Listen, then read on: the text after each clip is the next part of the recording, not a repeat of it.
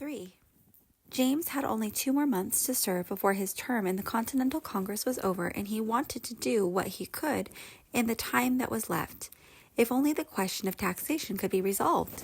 As always, Americans balked at being taxed, and the states balked being required or requested to pay the central government a definite sum, even though the government had run up huge debts in the war, even though the government couldn't pay the soldiers all that was owed them. James had tried to add an amendment to the Articles of Confederation to take care of the taxation problem, but one Virginia delegate said he'd crawl to Richmond on his hands and knees before he'd let that go through. For Jefferson and Madison, of course, there was always the problem of slavery, but they agreed that there was nothing that could be done at the moment. Maybe when the country became more stable, but not now. James knew, however, that it would be cruel to take his own slave Billy back to Montpelier when he went. In his 4 years in Philadelphia, Billy had led such a different life. He'd never adapt to the plantation again. Some time ago, James had sold him to a friend as an indentured servant, which, according to Pennsylvania state law, meant that he would be set free after 7 years. Meanwhile, as long as James was in Philadelphia, Billy would stay on as his valet, and James would pay for him out of the little money he had. Virginia had not paid James 1 cent of salary during his entire time in Philadelphia. He had depended on money from home and from a patriotic Philadelphian, Haym Salomon, who was generous to other delegates as well. One of the last things Madison did was to take part in a debate about a permanent capital for the country. Madison, as well as the other Virginians, had his heart set on a site on the Potomac River. And since New Englanders had always hated Philadelphia, he thought the Southerners had a chance to win this vote. In the end, however, 6 states voted for Trenton, New Jersey. Since only 1 more vote was needed for Trenton, the Southerners quickly proposed a compromise. Why not let the capital take turns? 6 months at Trenton, 6 months at Annapolis. The delegates were sick of arguing, so they agreed. But Madison knew that this makeshift agreement couldn't last. Sometime the Potomac would have another chance. It had been almost 4 years since Madison had been back to Montpelier, and of course he found changes. His youngest sister Fanny, who was just 8 when he'd left, was 12 now, almost a young lady. All 3 brothers were married, and his sister Nellie was about to be married. But what about James himself? The family must have joked about his staying single for so long. Couldn't he find any girls in Philadelphia, or did he want one from the South? After all, James, at 32, was already showing signs of becoming bald. But his family could also see that James had acquired a new kind of self-assurance, and he looked healthier. His voice hadn't grown any bigger, but at least he wasn't shy about using it. Still, he was a worrier. All winter he worried. He studied and worried. He might stop for a game of whist in the evening, but questions were always nagging at the back of his mind. How long would the country last under those confounded Articles of Confederation? People were going bankrupt all over the country. They were arguing about trade regulations between the states. If one state opened its ports free to foreign trade, what ships would go to states which imposed taxes? Might not arguments between the states lead to fighting? And might not this create such a mix-up that foreign states would step in and try to take over? Then the country would be right back where it had started. A new constitution. That's what was needed, but not many would agree to that. Some, James suspected, would be perfectly willing to turn the country into a monarchy, king and all. It is not surprising that in the spring of 1784, James welcomed his election to the Virginia House of Delegates, where he might do something besides worry. Perhaps he could at least start a movement to rewrite the Virginia Constitution. But as it turned out, no matter what James Madison wanted to do, Patrick Henry was against it. And Richmond, where the capital was located now, was not a comfortable place to live. It was overcrowded, noisy. The streets were muddy and so filled with horses that a foreign visitor said the place looked like an Arab village. When the session let out for the summer recess, James decided to do something he'd never done before. He would take a vacation. Jefferson had recently left for France, where he would serve as the American minister, and although he talked of James visiting him, James knew he never would. He was afraid that the long sea voyage would bring on attacks of his falling sickness. But a ramble through New England, that should be safe. So, in August, Madison mounted his horse and set off in high spirits for the north. He never got to New England. In Baltimore, he ran into the Marquis de Lafayette, the French general who had been active in the American Revolution and who was now about to go up the Hudson River to attend the signing of an Indian treaty. Lafayette was so popular with the Americans that wherever he went, he was cheered and surrounded with admirers. And indeed, he was such an open, friendly, and enthusiastic man, he was hard to resist, and James didn't even try. When Lafayette invited James to accompany him and his French friends, he readily accepted. Together they went up the Hudson on a barge, and although James was seasick when they ran into 2 hurricanes, one right after another, he experienced no return of his falling sickness. In fact, he had never had so much fun in his life. When they left the barge in Albany and took off through the woods, camping as they went, James was put in charge of directing the route of the march. Lafayette took care of the horses. One of the Frenchmen saw to overnight arrangements, and one did the cooking. He made fantastic soup. The trip took longer than expected, causing James to arrive back in Richmond 2 weeks late for the fall season. He had to pay a fine, but he didn't care. He'd had an adventure and he had an idea. Perhaps he could buy some of the land he admired so much in the rich Mohawk Valley in New York. Later, he could sell it and perhaps make enough profit so he could live without depending on slaves. But right now, in Richmond, all the problems that had worried James were not only waiting, but getting worse. It was not until March 1785 that even the first small step was taken to settle any of the dangerous commercial differences. Virginia and Maryland decided to talk over navigation problems on the Potomac River, which ran between the 2 states. James Madison and Edmund Randolph were among those from Virginia who were supposed to go to the meeting, but Patrick Henry forgot to tell them when it was being held. Still, the few who were there did reach certain agreements, and most important, they suggested that the 2 states meet every year. When Madison heard this, he saw his chance. Why not have delegates from all the states meet, he asked. Perhaps they could make a uniform system for commerce for the whole country. So invitations were sent to all the states to come to Annapolis on the first Monday of September, 1786. As soon as the delegates came together, Madison figured they would surely see that the Articles of Confederation would have to be changed. And might this not lead to the writing of a new constitution? As Madison left for Annapolis, however, he held out little hope for such a happy solution. 3 states, Connecticut, New Jersey, and Delaware, had recently declared their ports free, which in effect destroyed trade in the states that required duties to their ports. Since money from these duties helped support Congress, the government of the country was left practically penniless. Madison wrote to Jefferson in France, telling him that he didn't expect much from the Annapolis meeting except some kind of commercial reform. "To speak the truth," he said, "I almost despair even of this." He had every reason to despair. Day after day went by and delegates who were expected simply didn't show up. Massachusetts sent no one. Pennsylvania sent only 1 delegate, and New York sent 2, Alexander Hamilton and 1 other. Only Delaware, New Jersey, and Virginia were fully represented, 12 men in all, not enough to decide a thing. Fortunately, those who did come to Annapolis were for the most part men who thought of the nation in broad terms as Madison did, not state-minded men like Patrick Henry. They agreed to ask Congress to call a large convention of all the states that would go beyond commercial questions. It would actually reconsider the Articles of Confederation and decide what could be done to make the government work.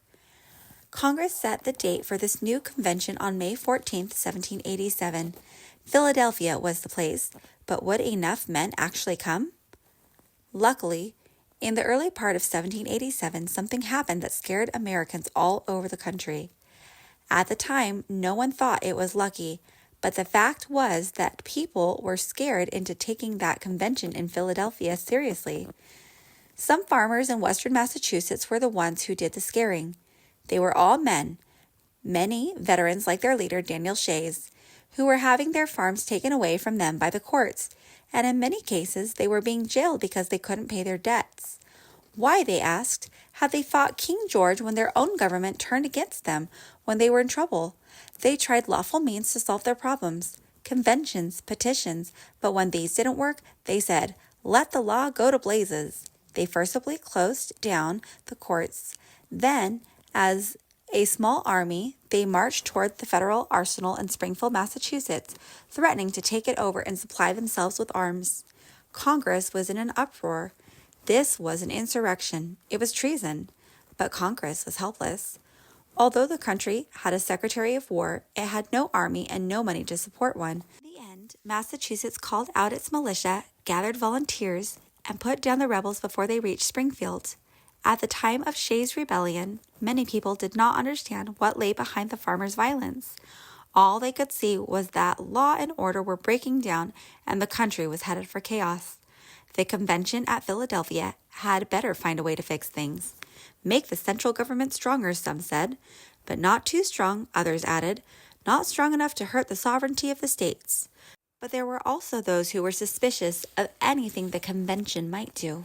Patrick Henry, for instance, looked down his long nose at the whole idea.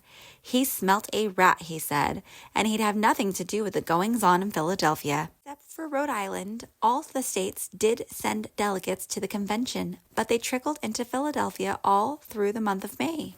The New Hampshire men didn't arrive until July, and one man from Delaware didn't make it until August.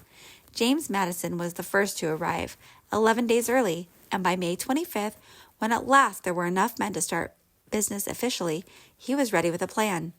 He didn't want the convention wasting time fussing with the old Articles of Confederation, trying to patch them up here and there. No, let the Virginia delegates start right off with a plan for an entirely new form of government, with a constitution that would replace the old Articles and be supreme over the states. And let Edmund Randolph be the spokesman. He was tall, handsome, imposing, a well-liked, outgoing man who inspired confidence, not the kind who was likely to come up with wild ideas. But when Randolph heard the 3 main resolutions, he was afraid that they did sound wild, especially the first, which stated flat out that the country could not get along under the Articles of Confederation, and the 3rd resolution, which stated that a national government ought to be established that would be supreme. Madison agreed to tone down those resolutions into one simple one, resolved that the Articles of Confederation ought to be corrected and enlarged as to accomplish common defense, security of liberty, and general welfare. Randolph was more comfortable with this wording, even though he went right on to describe a government that would be supreme over the states, one with the power to force the states to fulfill their duties to the Union. One delegate immediately pointed out the contradiction. This was no correction of the Articles of Confederation, he said. This was a proposal for a new constitution and a national government. Well, there it was, out in the open, and the floor didn't cave in. No delegates fainted. No one walked out. For James Madison, it must have seemed that at least the path had been laid down. However it was followed, however it was changed, it was as if his life and the country's were coming to a head at the same time, peaking together. His whole soul, all his passion, all his will were centered in this hot room in Philadelphia, where the flies buzzed and the future of the country lay in the hands of 55 unpredictable men. James sat in the front of the room taking notes of what was said, not because he'd been asked to, there was a secretary, but because this was history and he was in the center of it and wanted the record to be straight. It was to be a secret record, just as the meeting itself was to be secret, so the delegates would feel free to say what they pleased, change their minds as often as they wanted without the public butting in and hashing it over.